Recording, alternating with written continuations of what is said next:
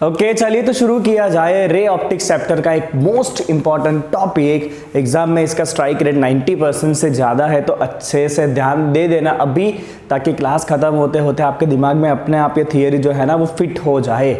Theory है refraction bye prism. अभी तक हम रिफ्रैक्शन बाय लेंसेज सीख चुके हैं, अब हमें करना है रिफ्रैक्शन बाय प्रिज्म। प्रिज्म आपने लेबोरेटरी में देखा ही होगा, राइट? एक ग्लास का स्लैब जैसा होता है जिसके टोटल कितने फेस होते हैं, बताओ, बोलो। प्रिज्म में टोटल कितने फेस होते हैं? प्रिज्म में टोटल होते हैं 5 फेसिस। किस तरह से? 2 फेसिस ऐसे होंगे, तो उसके अंदर 3 फेसिस स्क्वायर होते हैं, राइट? ये आजू बाजू के स्क्वायर फेसिस, नीचे का भी फेस होता है स्क्वायर, और ये आगे पीछे के जो फेसिस है वो कैसे होते हैं? ट्रायंगुलर होते हैं। यही कितने लोगों को पता नहीं होता है, राइट? तो हम पढ़ने जा रहे हैं अभी refraction of light by prism, right?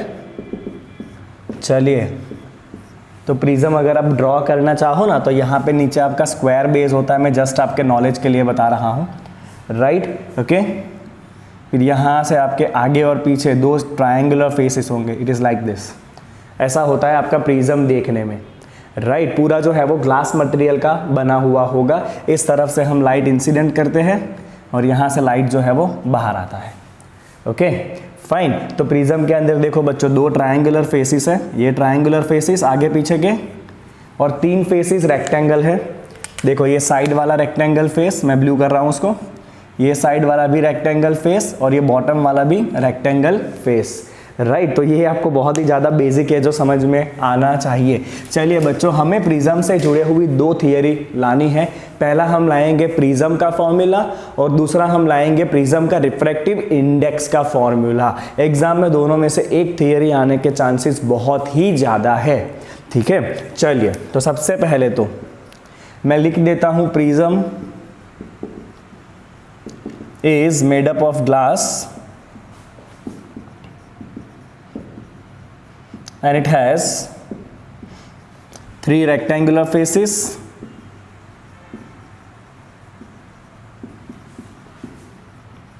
and 2 triangular faces। आप कोशिश करना अपने दोस्तों को पूछने की, उनको पता ही नहीं होगा कितने रेक्टेंगुलर फेसेस होते हैं और कितने ट्रायंगुलर फेसेस होते हैं वो। चलिए, अब एक फिगर ड्रॉ करेंगे जो बहुत ज़्यादा इंपॉर्टेंट रहेगा, उसके ऊपर से ही हमें थियरी लाना है, राइट? तो अपना पहला थियरी रहने वाला है बच्चों प्रिज्म फॉर्मूला।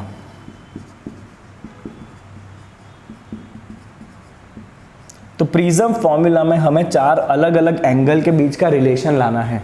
कौन सा है वो 4 एंगल, वो तभी पता चलेगा जब हम क्या बनाएंगे, एक फिगर बनाएंगे। चलिए, तो ये हो गया आपका प्रिज्म का ट्रायंगुलर फेस। बहुत ध्यान से देखिएगा फिगर को, जहाँ पे भी आपको नहीं समझ में आए एट अ मोमेंट आप पूछ लेना, राइट? मुझे एकदम परफेक्ट बनाना है इसको, है ना? चलिए, I hope it is well and better now. चलेगा, इट्स गुड। चलिए ठीक है, तो ये हो गए आपके प्रिज्म के 2 ट्रायंगुलर फेसेस। ओके, चलिए अब यहाँ पे इन 2 फेस के बीच का जो एंगल है ना, इसको हम कहते हैं प्रिज्म एंगल ए।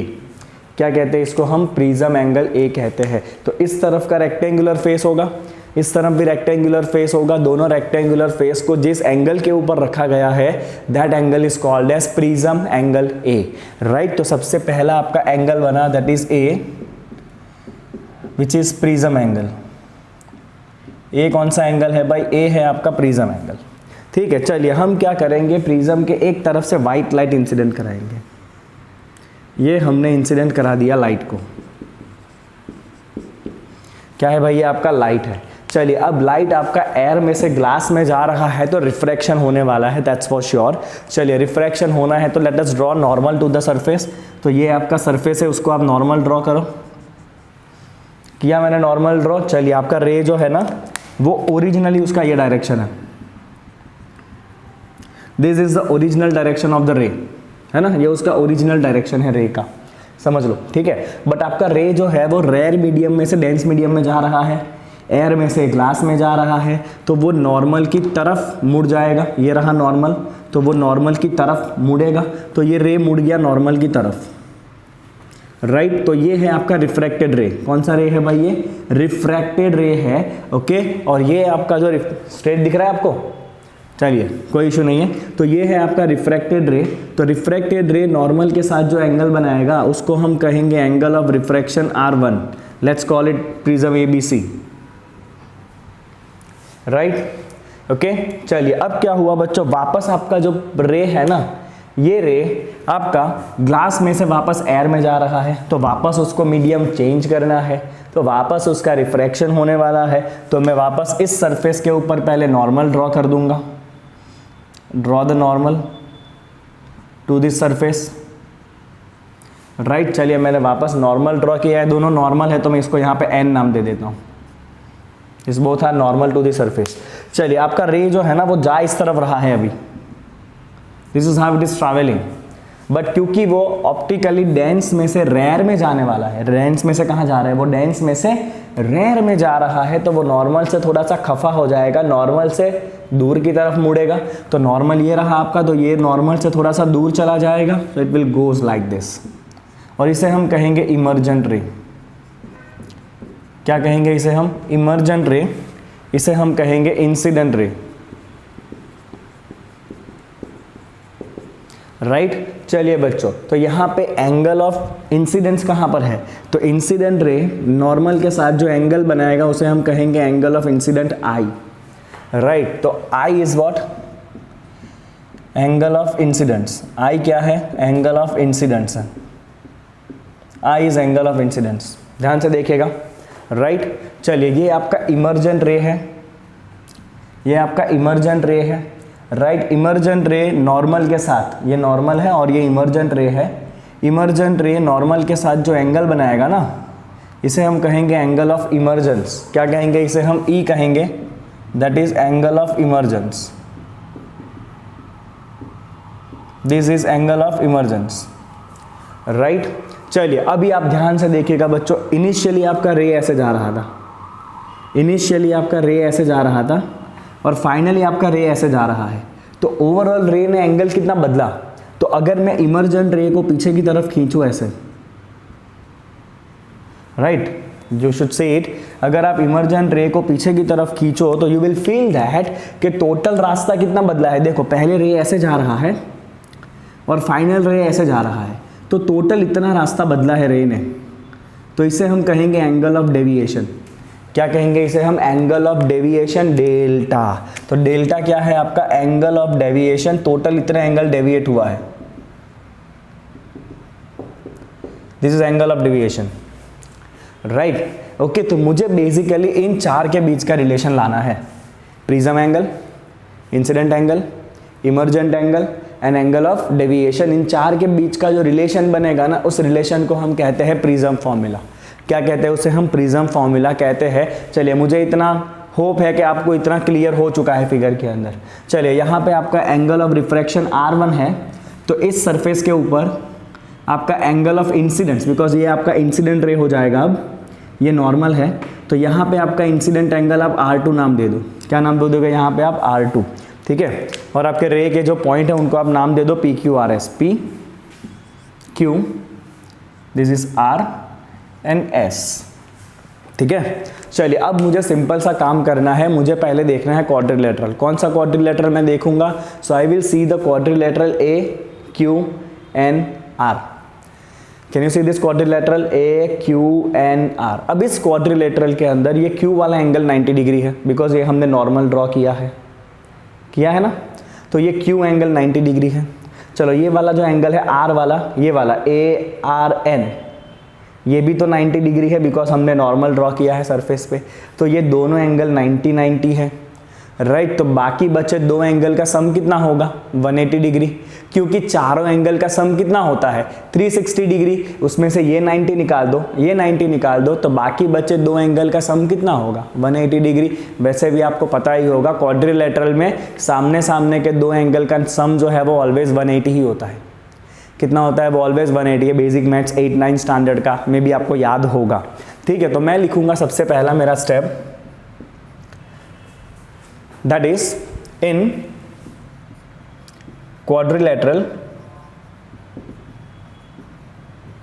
कौन सा क्वाड्रिलेटरल हम बात कर रहे हैं बच्चों? ए क्यू एन आर।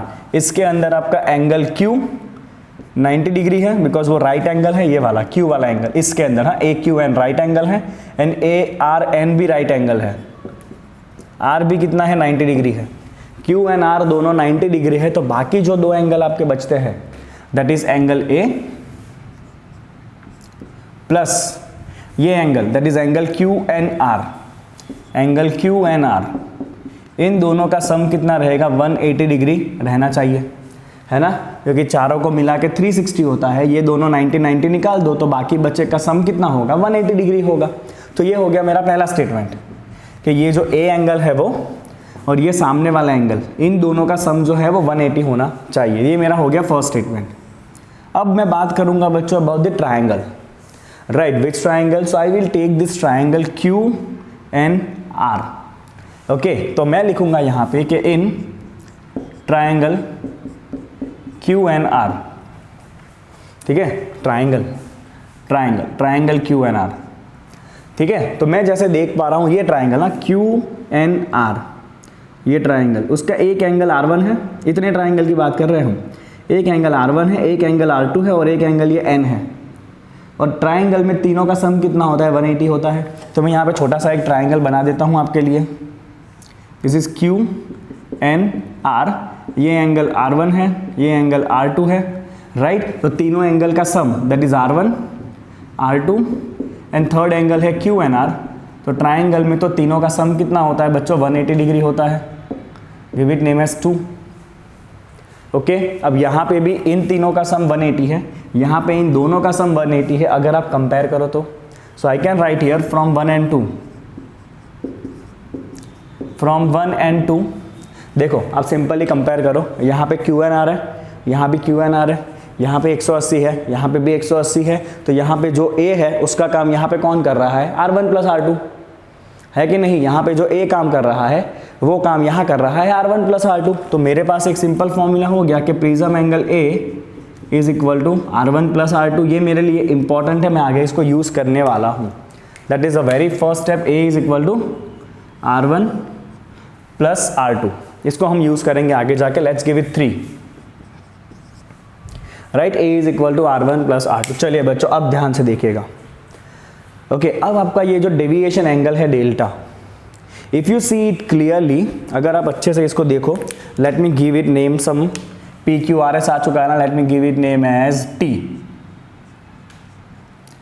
तो जैसे मुझे दिख रहा है ना, राइट, तो मैं ये कह सकता हूं कि ये जब रे गया ना तो स्टार्टिंग में वो इतना मुड़ा, मतलब पहले उसका इतना डेविएशन हुआ रे का, राइट।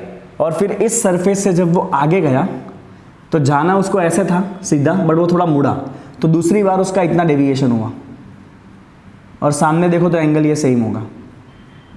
तो मैं कह देता हूं this is deviation angle at first surface and this is deviation angle at second surface. I can simply say, right, पहले सरफेस पे डेल्टा 1 जितना डेविएशन हुआ है, दूसरे सरफेस पे डेल्टा 2 जितना डेविएशन हुआ है। अगर आप देख सको तो क्लियर लिखा है मैंने, राइट। ओके, पहले ऐसे जा रहा था वो, इतना मुड़ा तो ये रहा डेविएशन, फिर वो ऐसे जा रहा है, इतना मुड़ गया तो ये हुआ डेविएशन। सामने सामने के एंगल सेम होते हैं, राइट। तो अब यहाँ से देखो बच्चों आपका आई क्या होगा? एंगल टोटल आई जो है ना, that I is equal to delta 1 plus R1। दिख रहा है आपको? ये आई है तो ये सामने जो पूरा होगा वो भी आई होगा ना, तो उसके अंदर दो एंगल है डेल्टा 1 प्लस R1, तो आई होगा आपका डेल्टा 1 प्लस R1। और यहाँ से ई जो है, राइट, तो अगर ये पूरा ई है तो ये सामने भी पूरा एंगल ई होगा, उसमें दो एंगल है डेल्टा 2 प्लस R2, राइट। तो मैं यहाँ पे लिख सकता हूँ फिगर में से कि angle of incidence I is equal to, कहाँ गया? ये रहा, I is equal to delta 1 plus R1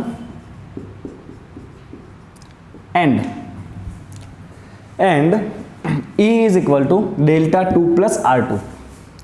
E is equal to delta 2 plus R2 लिखा इस तरह हमने, राइट। ओके, चलिए now what is total angle of deviation? तो total deviation angle is sum of this two angles. You can say this is exterior angle delta, right, and exterior angle होता है sum of two interior angles. या आप simply याद रखो total deviation is equal to delta 1 plus delta 2।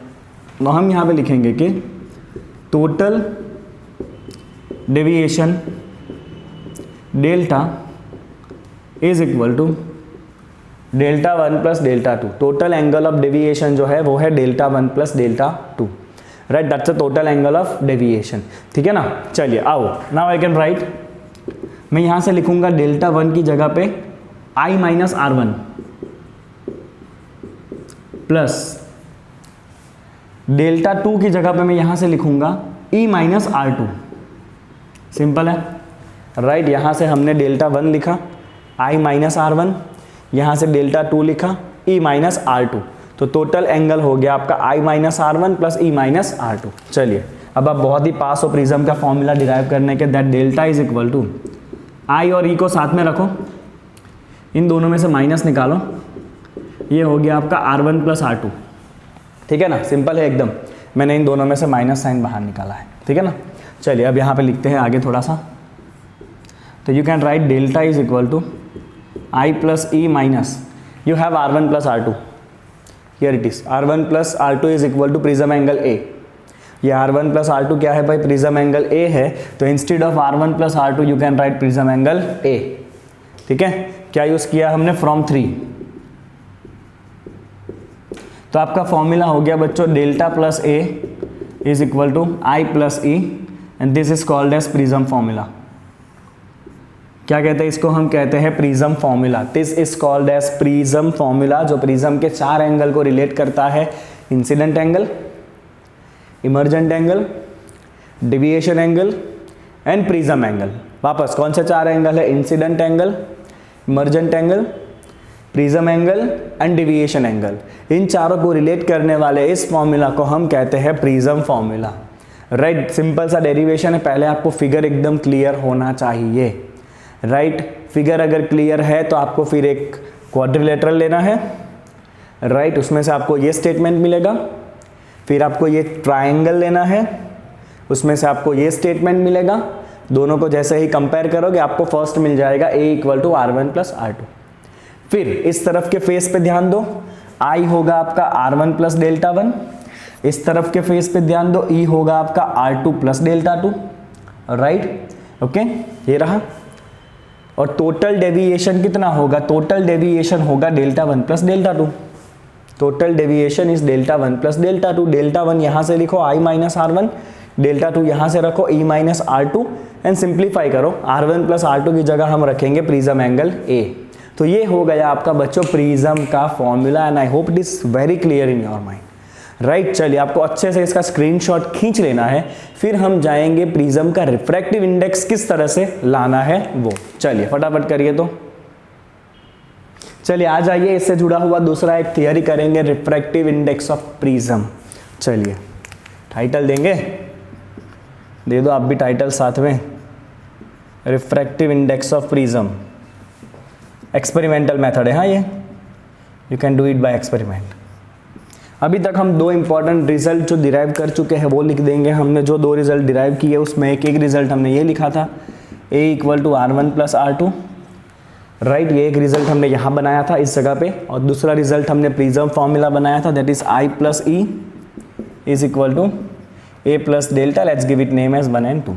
काम करेंगे इसके ऊपर आगे जाके। चलिए अब अगर आपको रिफ्रैक्टिव इंडेक्स लाना है तो करना क्या है, पहले मेन चीज देख लो कि गोल क्या है हमारा, फिर आपको अपने आप थियरी याद रहता हो जाएगा। तो ये आपका प्रिज्म था, लेट्स से यहाँ पे रिफ्रैक्टिव इंडेक्स n1 है और ग्लास का रिफ्रैक्टिव इंडेक्स n2 है, ठीक है। यहाँ से एक रे इंसिडेंट हुआ था, ठीक है, आपने यहाँ पे नॉर्मल ड्रॉ किया था, फाइन। ये रे थोड़ा सा रिफ्रैक्ट हुआ था इस तरह से, यहाँ पे एंगल ऑफ इंसिडेंस I था, और यहाँ पे जो रिफ्रैक्शन हुआ था वो एंगल हमने लिखा था R1। तो मुझे करना क्या है बच्चों, इस पॉइंट के ऊपर मुझे ना स्नेल लॉ अप्लाई करना है। क्या अप्लाई करना है, मुझे इस पॉइंट के ऊपर स्नेल्स लॉ अप्लाई करना है। तो मैं यहाँ पे लिखूंगा applying Snell's law at point of incidence, applying Snell's law at point of incidence. चलिए तो पॉइंट ऑफ इंसिडेंस में स्नेल्स लॉ अप्लाई करिए। क्या होता है, n1 sine I is equal to n2 sine R1। Right. तो I can write here n2 by n1. ये n1 को नीचे ले लिया, r1 को यहाँ पे नीचे ला दो, दैट इज sine i by sine r1. Right, let me give it 3.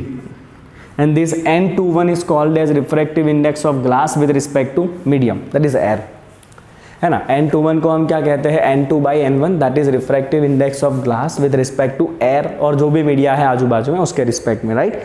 Now somehow I want to obtain i and r1. Okay, so now when the graph is plotted for the angle of incidence versus angle of deviation, जब angle of incidence और angle of deviation का graph plot किया गया तो देखो वो graph कैसा आ रहा है वो, क्योंकि आपको ग्राफ से ही सारा काम करना है. अब when angle of incidence is plotted against angle of deviation, when the angle of incidence is plotted against the angle of deviation, right, then what is going to happen, तो आपका ग्राफ जो है ना वो कुछ ऐसा मिलेगा. Let's say this is angle of incidence, this is angle of deviation. जब ये ग्राफ प्लॉट किया गया ना तो ग्राफ का पैटर्न कुछ ऐसा आया. This is how the graph was obtained. Right. इसका मतलब क्या है, इसका मतलब ये है कि just wait a second, this is angle of deviation delta and this is angle of incidence I. Right. तो इसका मतलब ये है बच्चों कि किसी भी एक पर्टिकुलर एंगल ऑफ डेविएशन के लिए अगर मैं ये ले लूँ angle of deviation delta suppose, तो मुझे दो अलग अलग एंगल ऑफ इंसिडेंस मिलेंगे. देखिए पॉइंट यहाँ पे आया आपका, तो एक एंगल ऑफ इंसिडेंस आपको ये मिला और दूसरा एंगल ऑफ इंसिडेंस आपको ये मिला. बराबर, मतलब ये एंगल ऑफ इंसिडेंस के लिए भी डेविएशन इतना होगा और ये एंगल के लिए भी डेविएशन इतना ही होगा. समझे आप, ये एंगल के लिए भी डेविएशन डेल्टा होगा, ये एंगल के लिए भी डेविएशन डेल्टा होगा. ऐसा क्यों हो रहा है, ऐसा इसलिए हो रहा है कि ये जो इक्वेशन है ना वो सिमेट्रिक है. अगर आप i और e को इंटरचेंज भी करो तो भी आपका आंसर सेम रहेगा. अगर मान लो i 30 है, e 40 है, तो टोटल इज गोना बी 70. उल्टा कर दो, अगर i 40 कर दो, e 30 कर दो, तो भी सम कितना रहना है, 70 ही रहना है. तो ये जो आपका इक्वेशन है ना वो i और e में सिमेट्रिक है. आप i और e को इंटरचेंज करोगे तो भी कोई फ़र्क पड़ता नहीं है. तो एक्चुअली में क्या है पता है, जब आपका i का वैल्यू इतना होगा ना, जब आपका i का वैल्यू ये है तो ये रहेगा आपका वैल्यू ऑफ e. राइट. और जब आपका i का वैल्यू इतना होगा तो ये हो जाएगा आपका value of e. Right. Okay, let me just give a simple example. If this is 20 degree and this is 60 degree. Right. तो जब एंगल ऑफ इंसिडेंस 20 रहेगा तो एंगल ऑफ इमर्जेंस 60 हो जाएगा, और जब एंगल ऑफ इंसिडेंस 60 रहेगा तो एंगल ऑफ इमर्जेंस 20 हो जाएगा. मतलब क्या है पता है, ये आपका जो रे जाने वाला है ना उसका पाथ आप एग्जैक्टली रिट्रेस कर सकते हो. उसका पाथ आप क्या कर सकते हो एग्जैक्टली, देखो ये रे यहाँ से बाहर आएगा, this is normal, this is emergence. तो अगर मैं ये रे को उल्टा इंसिडेंट करूँ तो ये आई की जगह पे ई हो जाएगा, है कि नहीं. अगर यहाँ से इंसिडेंट करोगे तो ये आपका आई हो जाएगा, और फिर यहाँ से रे बाहर आएगा तो ये ई हो जाएगा. राइट. तो because of the symmetricity of this equation आपको इस तरह का ग्राफ मिलने वाला है. बट आप ध्यान से देखो ना बच्चों, तो ये जो बॉटम पॉइंट है ना, ये वो पॉइंट है जहां पे आपको ग्राफ पे एक ही पॉइंट मिलेगा और इसके रिलेटेड जो डेविएशन है ना वो मिनिमम है. और यहाँ पे आपका आई और ई दोनों सेम है, I and E both are same. Right. और यहाँ पे आपका डेविएशन कैसा रहेगा, मिनिमम रहने वाला है. You will get the minimum deviation. तो हम यहाँ पे इस ग्राफ से एक दो स्टेटमेंट लिखेंगे. हम लिखेंगे कि for each angle of deviation two angle of incidence are obtained. Right. For each angle of deviation you will get two angle of incidence. Right. Okay. Due to symmetry of equation of prism due to symmetry of prism equation. You will get 2 value of I for each value of delta. ठीक है, चलिए, means the path of ray can be reversed. आप path of रे को क्या कर सकते हो, रिवर्स कर सकते हो. तो आई और ई जो है वो इंटरचेंज हो जाएगा and delta will remain same. I and E interchange हो जाएगा और डेल्टा कैसा रहेगा, सेम हो जाएगा. And I and E R interchanged for same value of delta. बराबर, इतना आपको स्टेटमेंट लिखना पड़ेगा ये ग्राफ के ऊपर से. अब आप कहोगे बच्चों कि when the deviation is minimum, तब आपका आई और ई कैसा हो जाएगा, सेम हो जाएगा ना. अब यहाँ से आपको सब कुछ सारा काम करना है. मैं मार्कर चेंज करूंगा ताकि आपको पता रहे. When deviation is minimum, deviation delta is minimum, और उस मिनिमम को हमने नाम दिया है डीएम. राइट, तब आपका ये जो रिफ्रैक्टेड रे है ना, जो प्रिज्म में से जा रहा है, ये रे इस बॉटम को यहाँ प्रिज्म के बेस को कैसा हो जाएगा, पैरेलल हो जाएगा. ये स्टेटमेंट आपको लिखना है. जब आपका एंगल ऑफ डेविएशन मिनिमम होगा तब ये रिफ्रैक्टेड रे जो प्रिज्म में से जा रहा है वो इस बेस को पैरेलल हो जाएगा. Right, the refracted ray in prism become parallel to the base. ये अगर आपने नहीं लिखा तो समझ लो आपके मार्क कटेंगे. राइट, तो जब आपका एंगल ऑफ डेविएशन मिनिमम हो जाएगा तब जो प्रिज्म में से जाने वाला रे है ना वो कैसा हो जाएगा बच्चा, बेस को पैरेलल हो जाएगा. It will become parallel to the base. And in that situation हमने पहले ही कह दिया है, चलो, when angle of deviation is minimum, when this angle of deviation delta is minimum, at that situation I and E both are same. तब आपका I और E कैसा है, सेम है. Right, in that situation emergence and incident angle are same.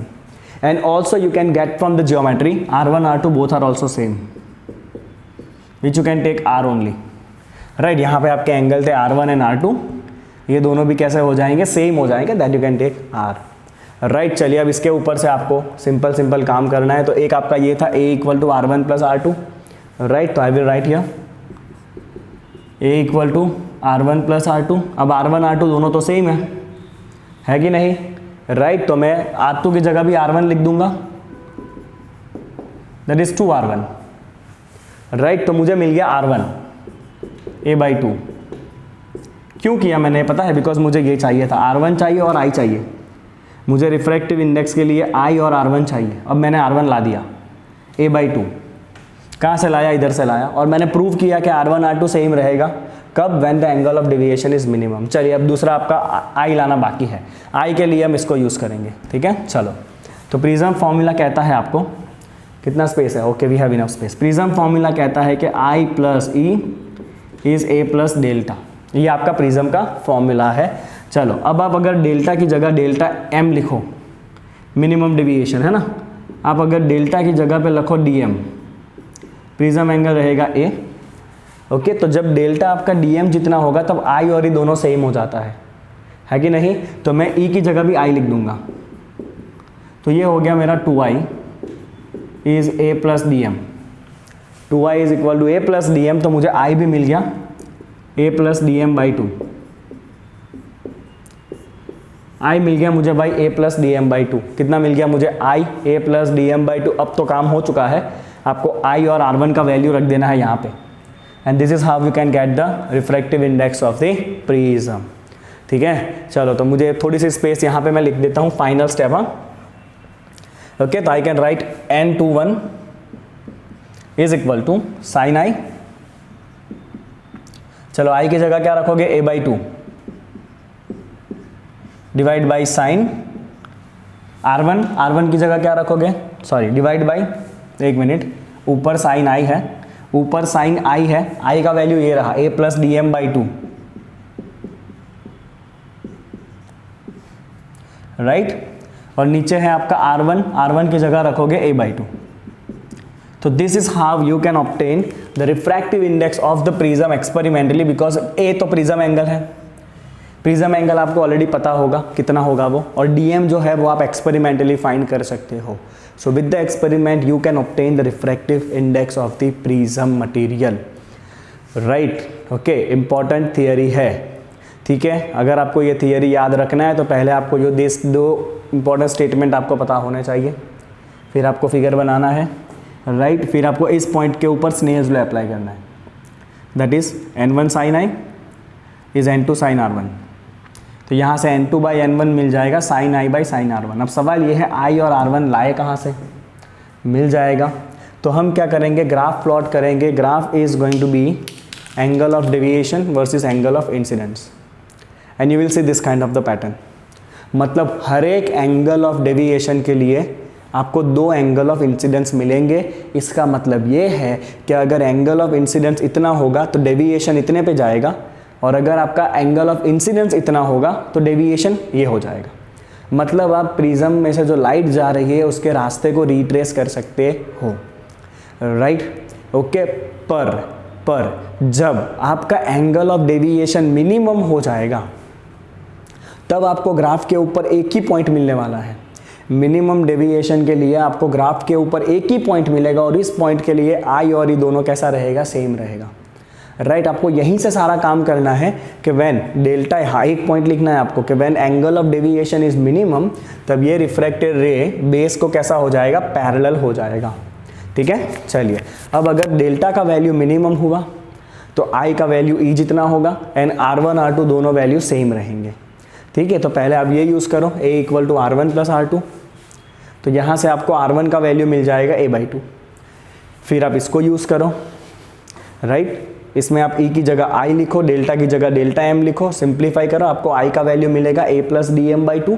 और अब इस I और R1 इन दोनों का वैल्यू जाके आप इसके अंदर रख दो, तो आपको रिफ्रैक्टिव इंडेक्स मिल जाएगा प्रिज्म का. ये हमने कहाँ से किया भाई, ये हमने किया फ्रॉम 3, यहाँ से.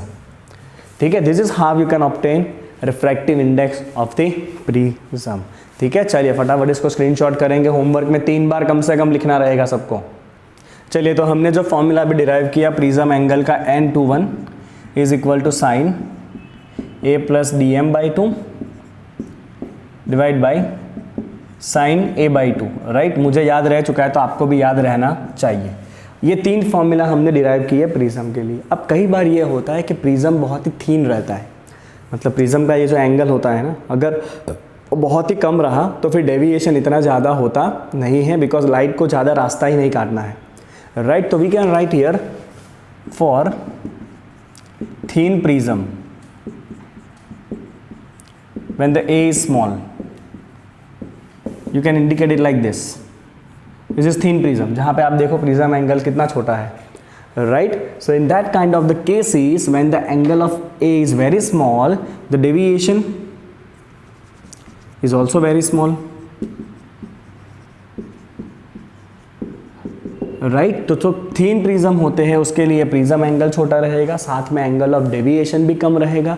तो अगर ये सारे एंगल छोटे हैं तो हम सीखे हैं कि अगर एंगल बहुत छोटा रहता है तो sine theta is equal to theta लिख सकते हैं हम. Right, so we can write for small angles sine theta can be written as theta. तो you can write this n21. आप साइन को सीधा नेग्लेक्ट करो, a plus dm/2 divide by a/2. For small angle only you can do, sine को आप ignore कर सकते हो. चलिए, ये 2 कट हो जाएगा यहाँ से. ओके, डिनोमिनेटर सेपरेट करो. n21 is equal, this is a/a1 plus dm/a. मैंने क्या किया, डिनोमिनेटर को सेपरेट कर दिया है. Right, we have just separated the denominator. I hope you can see it. Right, so we have separated the denominator. Okay, so now I can write dm/a is equal to n21 minus 1. So deviation of any color या any light is given by a into n21 minus 1 for thin prism. For thin prism, this is angle of deviation. Right, so this is the angle of deviation from thin prism, that is prism angle into refractive index minus 1. prism angle into refractive index minus 1. Right, this formula can only be applicable for thin prisms. वापस एक बार कह रहा हूँ मैं, अगर prism angle बड़ा रहेगा, थीन मतलब कितना थीन, 2 डिग्री 5 डिग्री 10 डिग्री तक, बस उससे ज़्यादा अगर प्रिज्म एंगल है तो फिर आपको इस फॉर्मूला से काम करना पड़ेगा. राइट, इसको सॉल्व करना पड़ेगा आपको और डीएम निकालना पड़ेगा. बट अगर थीन प्रिज्म है तो you can directly go with this formula, DM is equal to A into refractive index minus 1. ठीक है, चलिए तो इतने हो गए बच्चों आपके प्रिज्म से जुड़े हुए सारे फॉर्मूलाज. अब प्रिज्म में से जब लाइट पास होती है ना, तो आपको पता है लाइट अपने कंस्टिट्यूशन कलर के अंदर सेपरेट हो जाता है, जिसको आप कहते हो डिस्पर्शन ऑफ लाइट. और जो आपको कलर मिलते हैं अलग अलग, उसको हम कहते हैं लाइट का स्पेक्ट्रम. राइट, तो चलिए उसके बारे में थोड़ा बहुत डिस्कशन करेंगे हम. Let's see dispersion of light. Okay, ये थियरी आने के कोई इतने चांसेस है नहीं, बट एक बार जानना जरूरी है. डिस्पर्शन ऑफ द लाइट, तो डिस्पर्शन का मतलब होता है splitting of white light in its constitution colors when it passes from prism or some any other material. Right, तो वाइट लाइट जो है वो अपने कंस्टिट्यूशन कलर में स्प्लिट हो जाता है, इसको हम कहते हैं डिस्पर्शन. और स्प्लिट होके जो आपको कलर का पैटर्न मिलता है उसको हम कहते हैं लाइट का spectrum. Right, and the pattern of color obtained is called spectrum. Right, तो चलिए अगर ये आपका सिंपल सा प्रिज्म है, okay, and if you incident white light here, देखो ये ओरिजिनल रास्ता है लाइट का.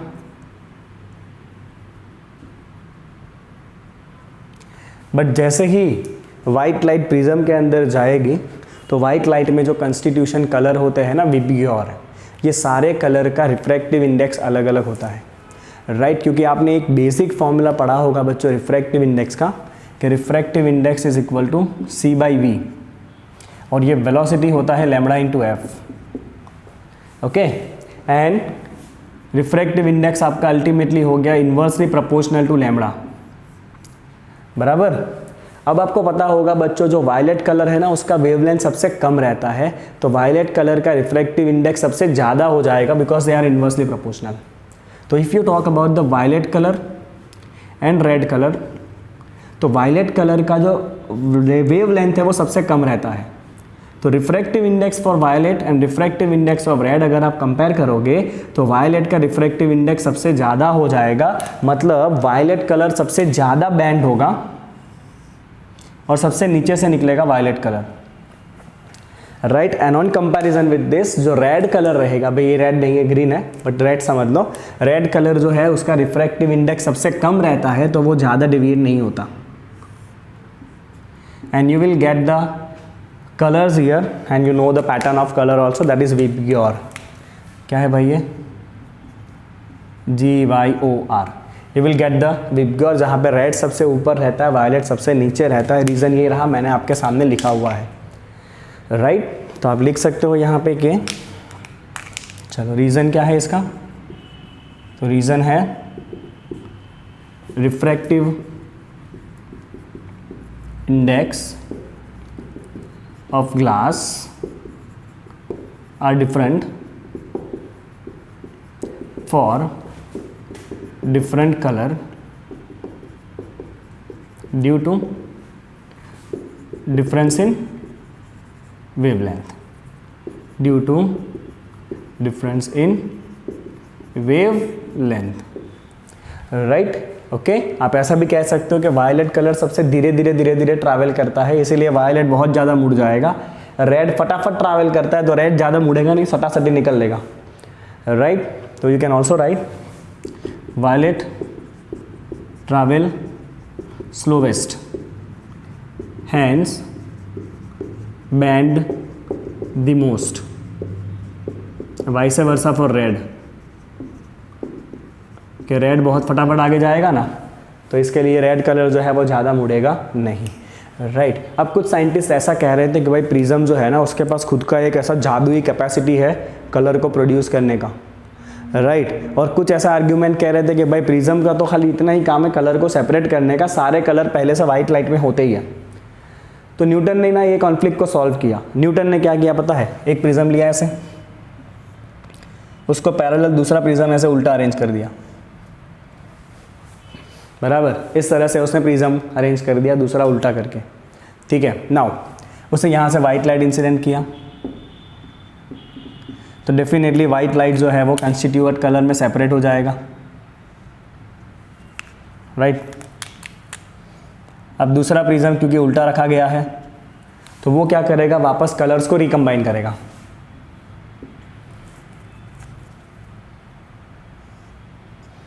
और जब बाहर आई लाइट तो ये लाइट वापस बाहर आई by in the form of white light. तो इसका मतलब ये हो गया कि भाई प्रिज्म के पास ऐसा कोई जादुई कैपेसिटी नहीं है, प्रिज्म का काम है खाली कलर को सेपरेट करने का, वाइट लाइट के अंदर ही सारे कलर होते हैं, ठीक है। तो इतना ही आपको बच्चों ख्याल में रखना है अबाउट द डिस्पर्शन। अब कई बार ना आपको ये पूछा जाता है what is the angle of dispersion, dispersion का एंगल क्या है, मतलब ये जो कलर खुले वो कितने एंगल में खुलेंगे, राइट। तो अगर आपको मैं बताऊँ ये फॉर्मूला तो किस तरह से करेंगे, तो देखो ये आपका ओरिजिनल रास्ता ऐसे था, वायलेट कलर इतना डेविएट हुआ, this is deviation of violet, और रेड कलर जो है ना वो खाली इट्टू सा डेविएट हुआ है, छुटका सा दिख रहा है आपको, राइट। तो this is angle of deviation of the red colour, okay. तो टोटल कितना एंगल खुला, दैट इज वायलेट का डेविएशन माइनस रेड का डेविएशन। अब ये फॉर्मूला आपके टेक्स्ट बुक के अंदर नहीं है, राइट, जिसको हम कहते हैं एंगल ऑफ डिस्पर्शन। चलिए मैं यहाँ पे लिख देता हूँ एंगल ऑफ डिस्पर्शन को, आई होप कि आपको दिखेगा ये angle of dispersion, right, let's call it theta, that is violet का डेविएशन माइनस रेड का डेविएशन, राइट। वायलेट जितना डेविएट हो रहा है उसमें से रेड के डेविएशन को माइनस करो तो उतने एंगल में आपके सारे कलर खुलने वाले हैं। चलो एंगल ऑफ डेविएशन का हमारे पास फॉर्मूला ये रहा a into N minus one. तो मैं यहाँ पे लिखूँगा वायलेट के लिए a into N for violet minus one minus a into N for red minus one. अब मैंने कुछ नहीं किया, डेल्टा का फॉर्मूला लगा दिया ये वाला, and I am considering the angles of prism angle is thin, मैं थीन प्रिज्म को कंसिडर कर रहा हूँ, राइट, ओके फाइन। आपका रिफ्रैक्टिव इंडेक्स दोनों कलर के लिए अलग अलग रहेगा, that's why you have to mention it like this. चलिए आप जैसे ही सिंप्लीफाई करोगे ये 1 1 वाला टर्म उड़ जाएगा and you are gonna get this as equal to a into refractive index of violet minus refractive index for red, this is the dispersion angle. क्या है भाई ये आपका, ये है आपका एंगल ऑफ डिस्पर्शन, ये रहेगा आपका angle of dispersion, that is prism angle into violet का रिफ्रैक्टिव इंडेक्स माइनस रेड का रिफ्रैक्टिव इंडेक्स। इतने एंगल में आपको सारे कलर जो है उसका स्पेक्ट्रम देखने मिलने वाला है, ठीक है। चलिए जब आप दो प्रिज्म का ऐसे बाजू बाजू में रखते हो ना तो आपके दो केसेस बनते हैं। एक केस बनता है आपका डिस्पर्शन विदाउट डेविएशन, समझो डिस्पर्शन विदाउट डेविएशन, तो उसमें डेविएशन नहीं होना चाहिए। डेविएशन नहीं होगा उसका मतलब क्या है कि जितना डेविएट ये करेगा उतना ही डेविएट इसको करना पड़ेगा अपोजिट डायरेक्शन में। आप सोचो, आप लॉजिक सोचो, dispersion is allowed but deviation is not allowed, right, okay. तो मैं आपको दोनों केसेस फटाफट बता दूंगा, बट एक बार इसको पहले आप स्क्रीनशॉट कर लो ताकि मैं आपको लास्ट टॉपिक बता सकूं, okay, do it quickly please.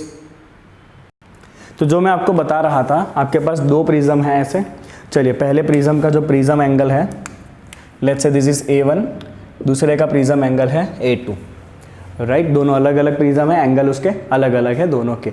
अभी आपका जो केस 1 रहेगा ना वो रहेगा dispersion without deviation,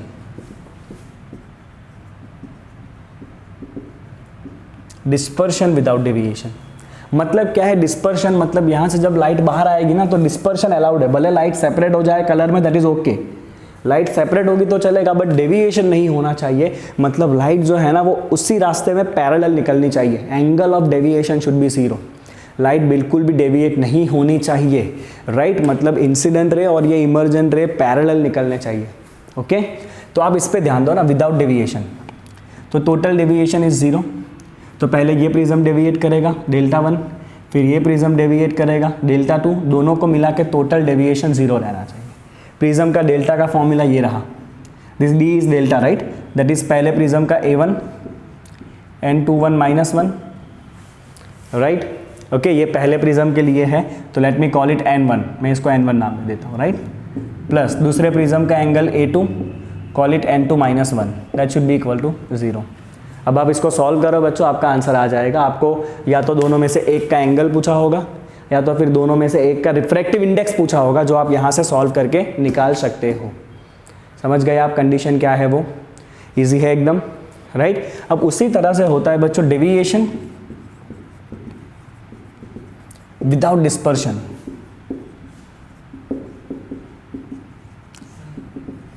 deviation without dispersion, अब इसका मतलब क्या है, डिस्पर्शन अलाउड नहीं है। मतलब जब दूसरे प्रिज्म में से लाइट बाहर निकलेगी ना, तो बिल्कुल भी लाइट कलर में स्प्रेड नहीं होना चाहिए, डिस्पर्शन अलाउड नहीं है बिल्कुल भी। चलिए, तो उस केस में क्या करेंगे, कोई दिक्कत नहीं है भाई, डिस्पर्शन अलाउड नहीं है ना, तो मैं क्या करूँगा, चलो पहला प्रिज्म डिस्पर्शन करेगा, let me call it Δ1, okay, और दूसरा प्रिज्म भी डिस्पर्शन करेगा, let me call it Δ2, that should be equal to 0। Okay, we have the formula for the dispersion, ये रहा थीटा का फॉर्मूला डिस्पर्शन एंगल का। तो पहले के लिए मैं लिखूंगा A1 refractive index of violet for 1 minus refractive index of red for 1, आपको 1 1 करना पड़ेगा, हाँ। चलो दूसरे प्रिज्म के लिए A2 इंटू वायलेट का रिफ्रैक्टिव इंडेक्स दूसरे प्रिज्म के लिए, रेड का रिफ्रैक्टिव इंडेक्स दूसरे प्रिज्म के लिए, that should be equal to 0। अब इस इक्वेशन को आपको करना रहेगा सॉल्व। जैसे ही आप इस इक्वेशन को सॉल्व करोगे, आपको कुछ वैल्यूज़ दिए होंगे, कुछ वैल्यूज़ आपको फाइंड करने के लिए पूछा होगा, राइट, ओके। तो आप अगर लॉजिक आपको पता है तो आप इजीली इसके अंदर वैल्यूज़ डाल के सॉल्व कर सकते हो। चलिए, तो यहाँ पे प्रिज्म से जुड़े हुए सारे थियरी मैंने आपको करा दिए हैं। अगले क्लास में हम करने वाले हैं about the natural phenomena due to the refraction of the light, right. इसमें सबसे पहला आएगा आपका रेनबो फॉर्मेशन, बहुत इंटरेस्टिंग है समझना, ठीक है। वो सारे अगले क्लास की बातें हैं, अगले क्लास में जाएगी। चलिए, इसका स्क्रीनशॉट करेंगे, we will wind it up here.